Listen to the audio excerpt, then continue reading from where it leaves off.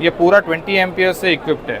20 ampere is the revolutionary kind of thing in inverter market right now, because lot of inverters manufacturers are still not able to produce their inverters into 20 ampere। आप देखिए ये 6 kilowatt का inverter है, कम से कम 6 capacitors हमने इसमें use किए हैं। 600 वोल्ट वाले कैपेसिटर्स है और 390 इसका माइक्रोफैरेड कैपेसिटर है, मतलब इतना वो चार्ज सस्टेन कर देता है। कि सिंगल फेज में तो हमने इलेक्ट्रोलिटिक कैपेसिटर यूज़ किए क्योंकि उसमें वोल्टेज रेंज है वो नॉट मोर देन 600 है, पर 3 फेज के इन्वर्टर्स में 1500 वोल्ट तक भी अभी नए इन्वर्टर्स आ गए हैं।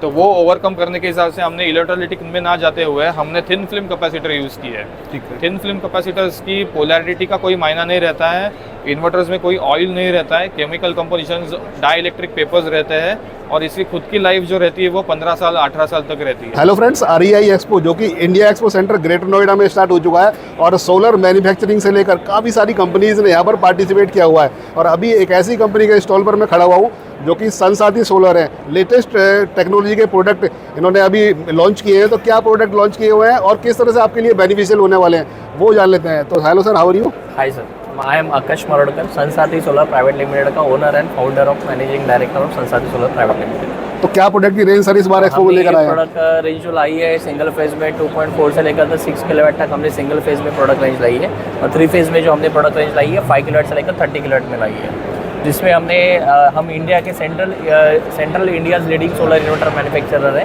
और हमारा जो प्लांट मैन्युफैक्चरिंग का बेस है वो अमरावती महाराष्ट्र में है। और इसमें हमने सारा पूरा लेटेस्ट एडवांस टेक्नोलॉजी के इन्वर्टर हमने यहाँ पे बनाए हैं। जैसे हमने सिंगल फेज में हेरिक टोपोलॉजी का यूज़ किया है और 3 फेज में जो है हमने TNPC टोपोलॉजी का यूज़ किया है।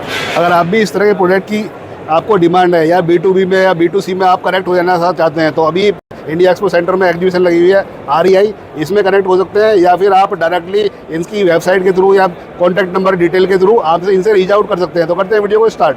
अभी सर इस एग्जीबिशन में क्या क्या प्रोडक्ट की रेंज आप लेकर आए हैं जो कि सोलर से रिलेटेड होने वाली है? First of all I will introduce myself. My name is Rohan Pujari and I am taking care of the technology department in Sansathi. तो बेसिकली क्या है कि सोलर ऑन ग्रिड इन्वर्टर्स तो काफ़ी सारे इन्वर्टर्स अभी मार्केट में आए हुए हैं, पर मैक्सिमम जो डोमिनेंसी इसमें है वो चाइनीज़ कंपनियों की है और उन्होंने कुछ प्रोटोटाइप्स या फिर उनके कुछ इन्वर्टर्स के आर्किटेक्चर ऐसे हैं जो इंडिया के ग्रिड सर्कमस्टेंसेस के हिसाब से नहीं बनाए गए। ओके। और यूरोपियन कंपनी के भी कुछ ऐसे है कि जो इन्वर्टर्स उनके यहाँ पे काफ़ी अच्छे चलते हैं, पर अगर ये इंडिया में आते हैं तो वो काफ़ी सारी दिक्कतें पैदा करते हैं। तो वो ओवरकम करने के हिसाब से हम लोग काफ़ी R&D उसमें किए, काफ़ी इन्वर्टर्स के हमने टोपोलॉजीज आर्किटेक्चर स्टडी किए, उसके कंपोनेंट्स, उसकी बैकवर्ड इंजीनियरिंग की है और फिर हम लोगों ने हमारे खुद के संसाथी इन्वर्टर्स इसमें डेवलप किया है। तो डेवलप करने का हमारा मकसद यही था कि जो एफिशिएंसी वाइज जो पुअर परफॉर्मेंस बाकी इन्वर्टर्स में कभी कभार मिलता है, जो टेक्निकल असिस्टेंस नहीं मिलता है, वो कमियां हम लोग संसाथी के माध्यम से पूर्ण करना चाहते हैं। सर प्रोडक्ट के बारे में जानना चाहें तो किस प्रोडक्ट से आप स्टार्टिंग करने चाहेंगे वीडियो? हम लोग सिंगल फेज से चालू करते हैं। ओके। अभी हमारे सिंगल फेज में सर 2.4 किलोवाट टू 6.4 किलोवाट का हमारा जो रेंज है। ओके। ये पूरा 20 एम्पियर से इक्विप्ड है। 20 ampere is the revolutionary kind of thing in inverter market right now, because lot of inverters manufacturers are still not able to produce their inverters into 20 ampere.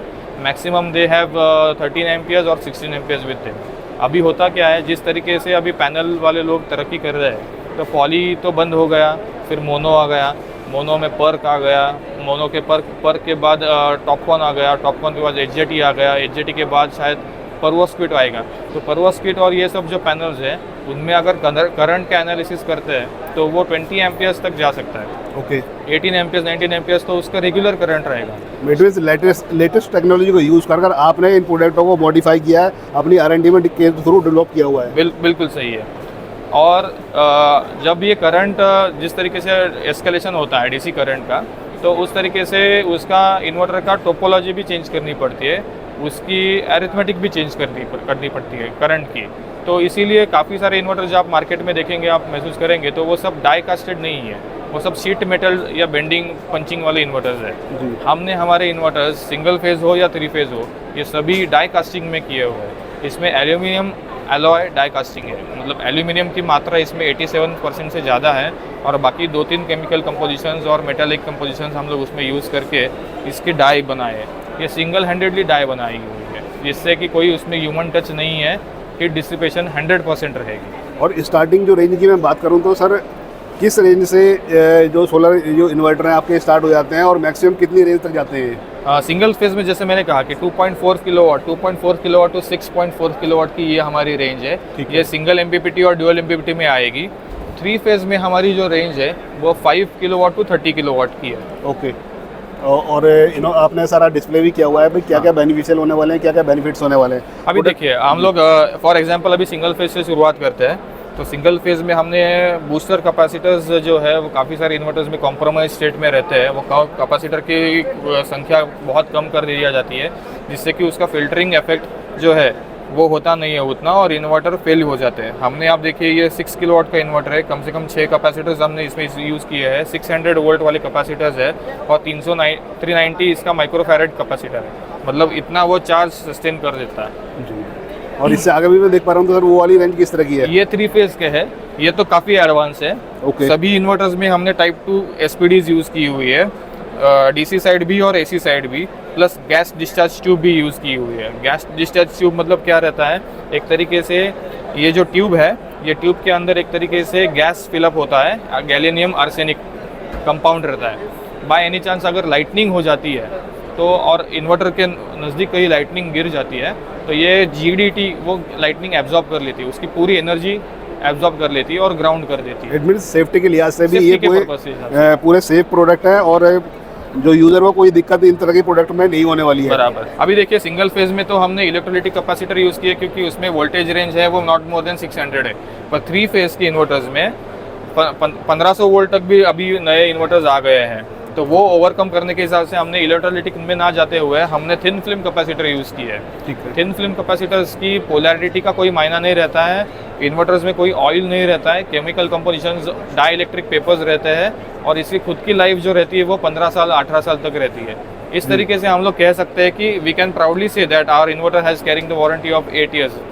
मतलब बाकी जो market में आज बड़े बड़े बातें करने वाले काफ़ी सारे लोग हैं जो कहते हैं कि 10 साल की वारंटी है, 15 साल की वारंटी है, पर कोई खोल के दिखाता नहीं है कि अंदर उसमें है क्या। आपने डिस्प्ले भी किया हुआ है प्रोडक्ट के सारी डिस्प्ले चीज़ों इसीलिए हम लोग करते हैं, हमारा मकसद यही है कि हमें बेचना नहीं है, हमें मार्केट को अवेयर भी करना है कि आप जो खरीद रहे चीज़ वो असल में है क्या और इसके अंदर क्या क्या है। ओके।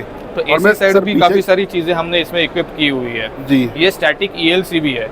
मानो अभी काफ़ी सारी कंप्लेंट्स आती है कि बारिश के टाइम में कोई पैनल साफ़ कर रहा है या बारिश के टाइम में कोई पैनल को हाथ लगाता है तो हल्का सा शॉक उनको लगता है, या फिर इन्वर्टर की बॉडी को भी कोई टच करता है तो भी हल्का सा शॉक लगता है। ये इसीलिए क्योंकि काफ़ी सारे इन्वर्टर में से ये कंपोनेंट निकाल दिया है, बाईपास किया है प्राइस कम करने के हिसाब से। तो ये हमारी कुछ अलग अलग उसमें डिज़ाइन नहीं है, पर ये इंटरनेशनल इलेक्ट्रोटेक्निकल कमीशन जो है आईईसी, ये उनके नॉर्म्स के हिसाब से हमने ये इन्वर्टर बनाया है कि इसमें स्टैटिक ईएलसी भी या आरसीडी सर्किट कंपलसरी हो।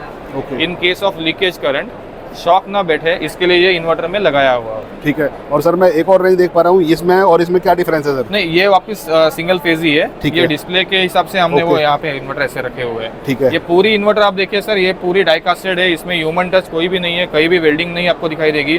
इंडक्टर्स भी जो है अंदर के वो पूरे पॉटेड है, इसके अंदर नीचे हमने इंडक्टर लगाया हुआ है। जो सबसे ज़्यादा हीट होने वाला जो पेरिफेरल है इसमें वो इंडक्टर है और सेमीकंडक्टर है। जी। तो सेमीकंडक्टर और इंडक्टर हमने इस तरीके से इसमें लगाया है कि उसके ऊपर हमने पूरा सिलिकॉन पॉटिंग किया हुआ है।